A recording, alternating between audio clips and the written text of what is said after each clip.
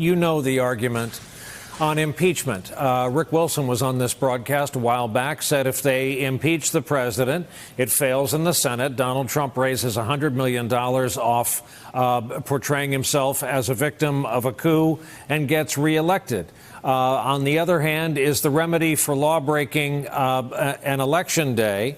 And on the other hand, have the public been invested enough in this story as written, as protected, as released to the public, and as we've all kind of muddled through it, what we know as the Mueller report? Yeah, no, that's a great question. And that's what really gets to the heart of what impeachment is supposed to be about, right? So the framers put it in the House of Representatives, not in the court, not in an independent, prosecutorial force, but in the House of Representatives. That does suggest that politics does play a part. It's not a judicial thing per se. A president doesn't have to break a specific law to be found guilty of high crimes and misdemeanors.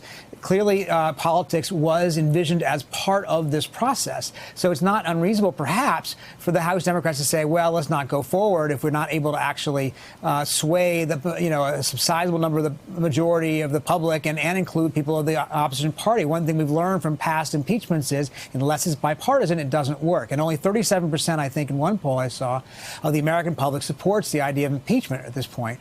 Having said that, there are consequences if they don't go forward, right? The consequences are, do we set a precedent in which we say all the things that President Trump has been accused of, if he, in fact, were found to be guilty of them, do not constitute impeachable offenses, because we didn't impeach him in this case. We didn't even try to. We didn't even have that debate.